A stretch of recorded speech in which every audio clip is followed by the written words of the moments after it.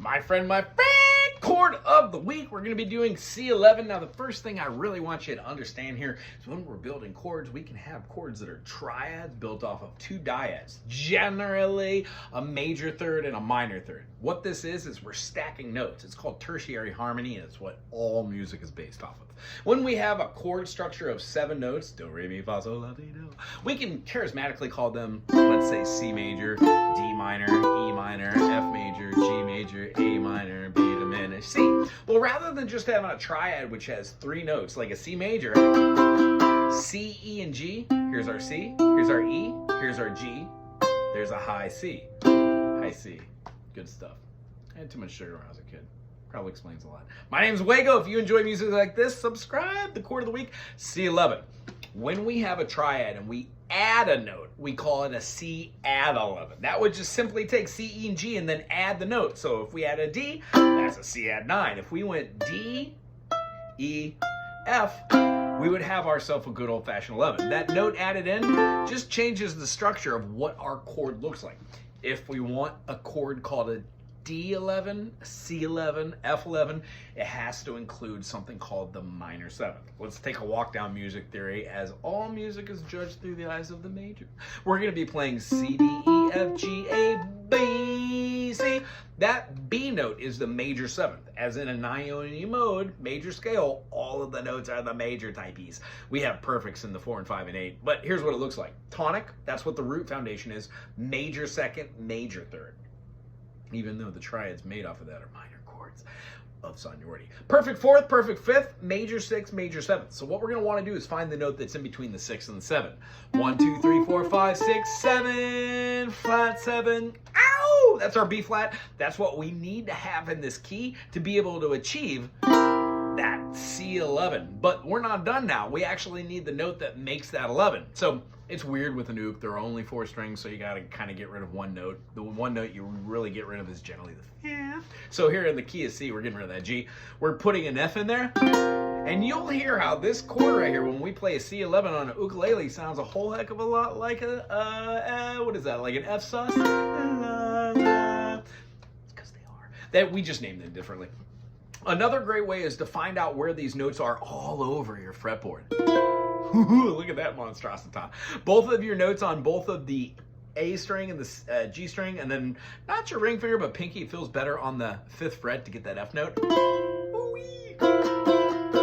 We have our B flat, there's our minor 7th, there's our 11, our F, and then we have our C up top with an E. Listen to that chord structure. Just so much fun, isn't it? There are many different ways to play this one. Let me think. You could play it open like this, or you could even play this with your E and then your C here, because it exhibits all the notes you need. B flat, F, your E, and your C. Ow! So there are so many ways to do this, and what I would say for this chord of the week, maybe just get used to strumming them and switching betwixt them. So, you know, ambient style, let's give it like an ocean feel. Wish I had my rain stick with me. I don't know where it is. How about let's try one at the 5th fret. Bar up the 5th fret. We're then going to take our middle finger and then our ring finger and play the 6th and then the 7th. Ooh, that's a fun one. So let's try this one to the open chord.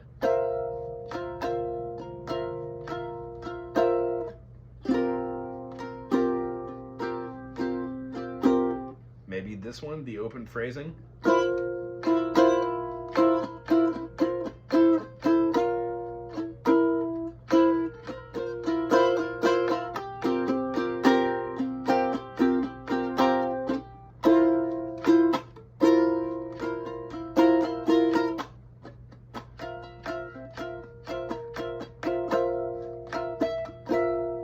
If you want a little higher expression, you can move this up to the 8th fret. You can hit a 9 and a 10.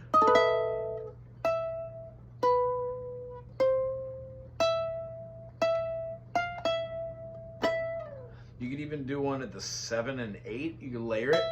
Skip a finger and a fret, let your pinky, or you could use 2 fingers to play both of those. This is a great one to get that higher, high E, I think. No, that's the high F. That's great.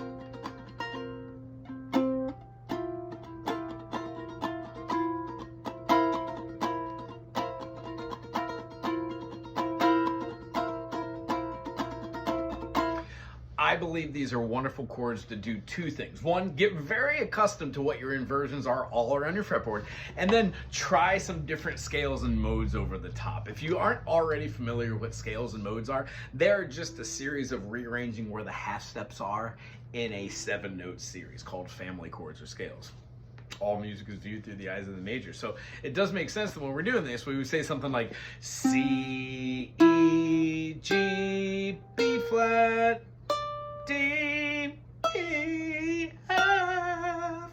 And these notes can be placed into the scale.